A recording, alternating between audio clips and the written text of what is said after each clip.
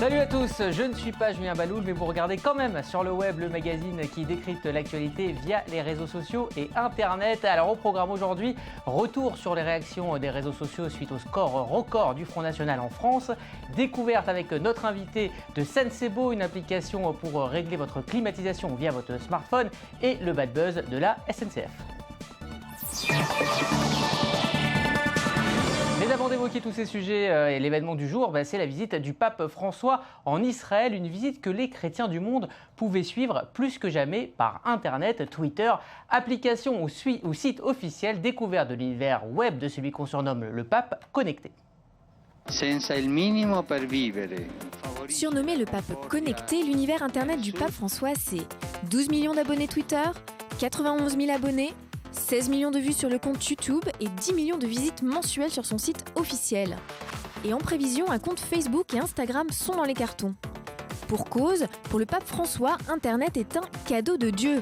Cadeau car en effet, lors des nombreux colloques du Conseil pontifical des communications sociales, on rappelle qu'Internet est l'outil idéal pour remplir la mission de l'Église, c'est-à-dire évangéliser et porter le message du Christ dans des territoires mal connus. Alors on pourrait dire que la rapidité ou la brièveté des messages sur Internet trompe la parole de l'Église et au contraire. Pour Paul Tig, le secrétaire du Conseil pontifical pour les relations sociales, Twitter est parfait pour propager le message de l'Église. Il fait remarquer qu'un message comme « Tu aimeras ton prochain » ne fait que 38 caractères alors que Twitter en autorise 140. En clair, l'Église utilise des slogans tirés des évangiles et cela colle parfaitement au net. Si le rapprochement entre Internet et l'Église a été inspiré par Jean-Paul II dans la lettre encyclique Redemptoris Mission et mis en œuvre sous Benoît XVI, l'effet François est indéniable. De 2,5 millions d'abonnés sous Benoît XVI, on est passé à 5 millions sous François, pour atteindre aujourd'hui 12 millions d'abonnés Twitter. Et Internet accompagne chaque grand événement papal. Lors des dernières JMJ au Brésil, le pape avait lancé Pop to You, un site internet dédié à cet événement jeune et qui avait rencontré un beau succès. Il avait même eu droit à un flash mob dans la plus pure tradition d'Internet. Et pour ceux qui n'arrivent pas à se déconnecter du pape, voici l'application de Pop App. Retransmission en direct de ses voyages, calendrier, news, fond d'écran à télécharger, tout y est pour vous connecter au pape, le plus connecté de l'histoire.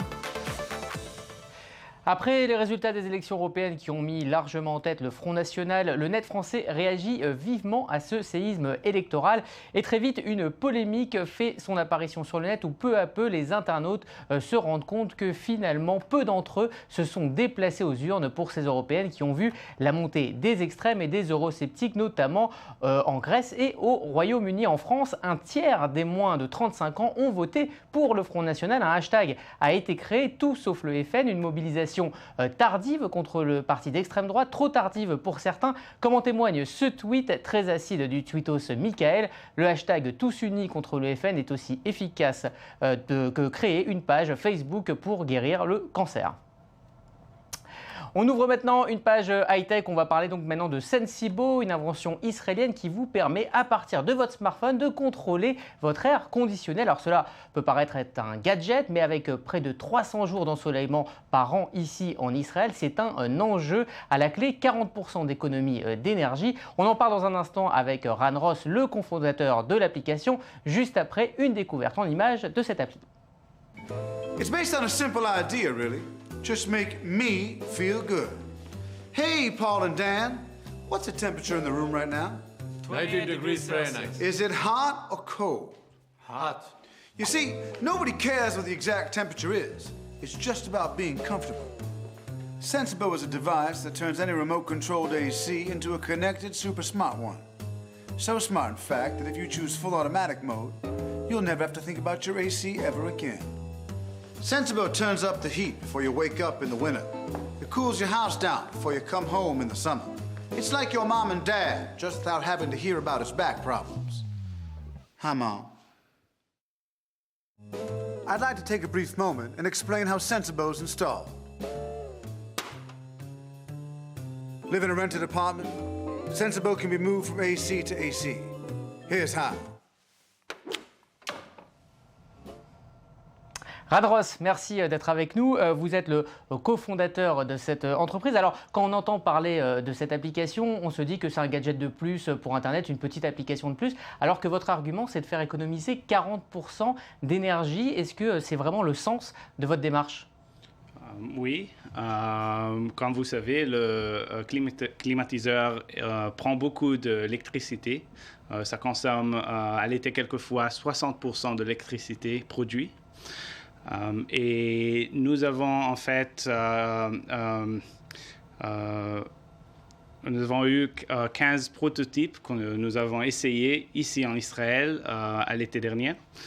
Et nous avons vu comment les gens utilisent l'appareil et nous avons développé des algorithmes qui nous permettent d'épargner de l'électricité. Donc de savoir à quel moment exactement allumer ou éteindre son climatiseur. Exactement. Ça. Et aussi, si vous oubliez, ça nous arrive quelquefois, si vous oubliez le climatiseur marchand, alors nous pouvons l'éteindre, le Sensibo le sait. Et même si vous n'êtes pas dans la chambre, nous avons un détecteur de iBeacon qui peut le savoir et éteindre.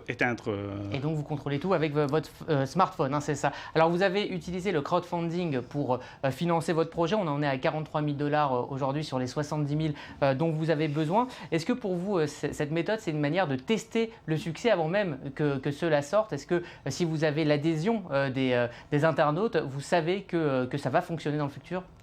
Alors, nous avons développé pour plus d'1 an le produit et nous ne voulons pas le faire avant qu'on était prêt d'aller avec ça sur Indiegogo.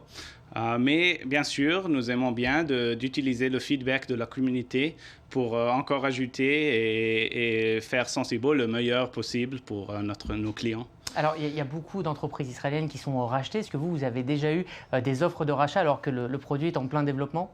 Alors, nous ne pensons pas à des rachats. Notre objectif, c'est de faire Sensibo être le meilleur produit possible pour nos clients. Voilà. On le voit là, vous nous l'avez amené. Et ça s'adapte à n'importe quel climatiseur. Oui, ça marche dans tous les climatiseurs qui ont une télécommande. Ça fonctionne comme la télécommande, mais ça donne beaucoup de plus parce que c'est connecté à l'Internet et il y a beaucoup de détecteurs dans ce petit appareil qui peuvent nous aider à faire des choses automatiquement. Alors, on a beaucoup aimé sur le web la vidéo de présentation. Vous utilisez beaucoup l'humour, même un humour un petit peu anglais, ironique. Est-ce que pour vous, l'humour des vidéos virales, drôles, c'est un argument de vente, un argument pour se faire remarquer sur Internet aujourd'hui? Alors, le vidéo est très, très important dans le monde du crowdfunding. C'est pour ça qu'on a choisi d'aller avec le meilleur, au moins ici en Israël, et il est vraiment super. Il s'appelle Yaniv Trost, il nous a produit le vidéo. L'humour n'est pas le seul moyen, mais c'est un bon moyen. Et pour moi, c'est une question de style. Moi, j'aime rigoler, moi, j'aime l'humour, j'aime rire. Et c'est pour ça qu'on a choisi ce type de vidéo.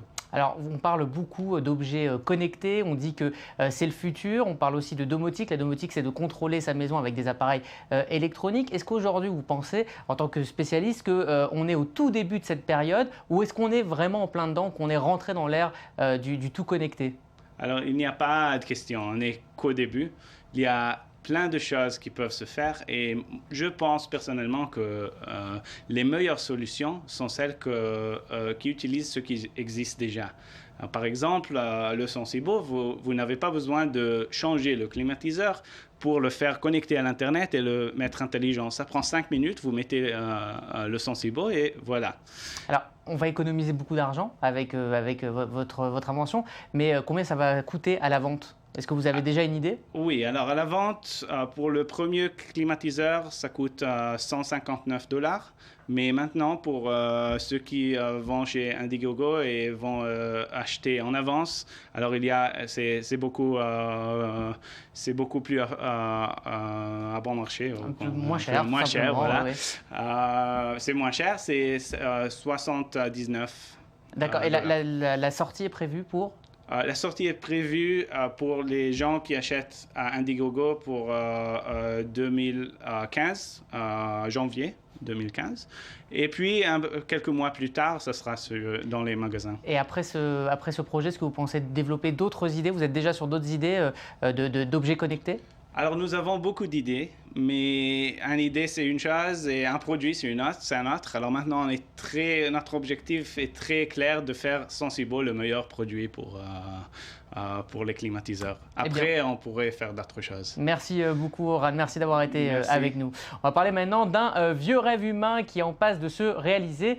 Bientôt, vous pourrez tout simplement voler. Tout cela grâce à Jetpack. La machine a été présentée il y a une dizaine de jours lors du festival Future is Here à Washington. Alors c'est parti pour un voyage de 26 secondes à plus de 100 km à l'heure.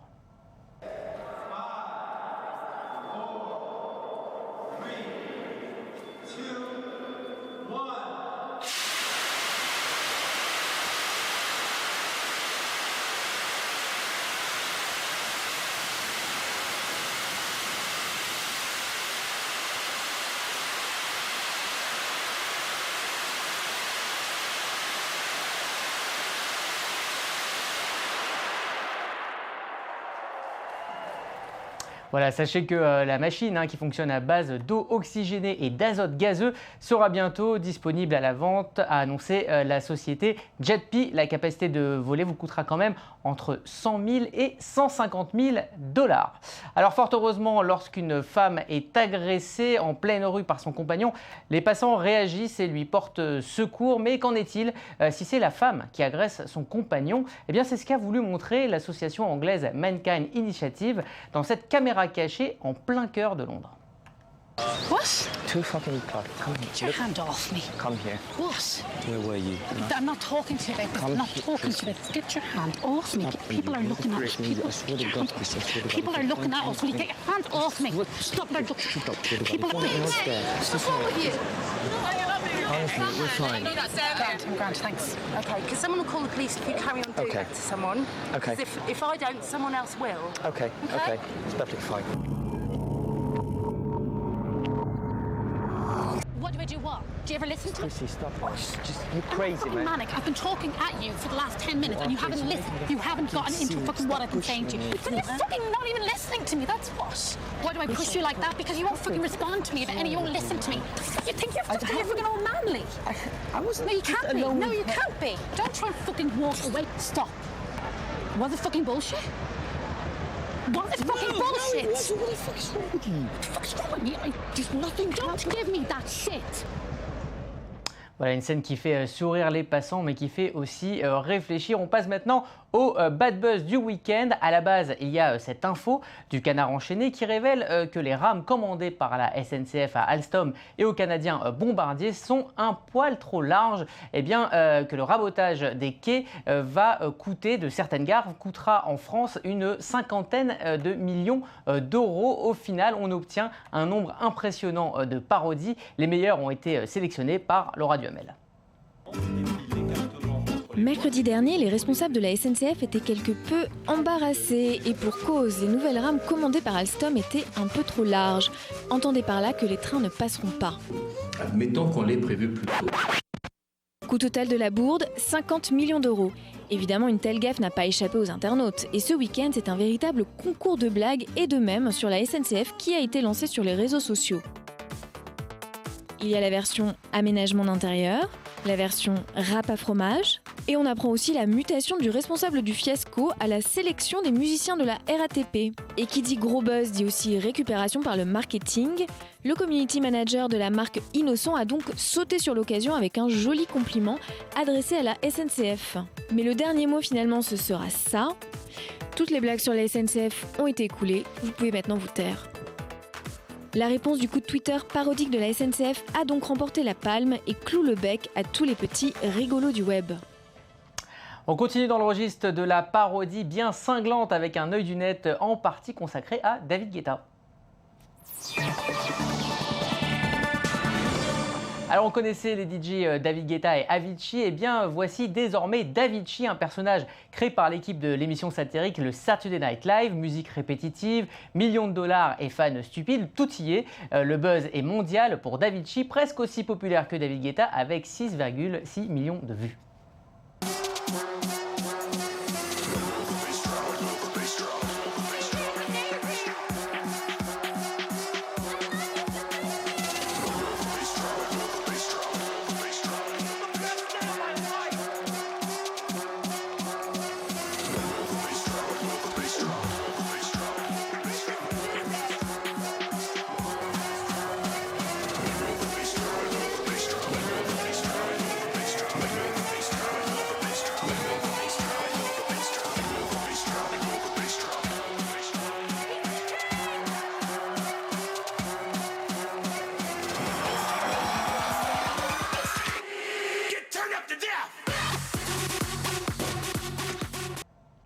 C'est la fin de ce magazine, merci de l'avoir suivi et merci à toute l'équipe qui m'a aidé à le préparer. Dès demain, vous retrouverez l'ami Julien Baloul en pleine forme pour d'autres nouvelles en provenance du web et d'ici là, restez connectés.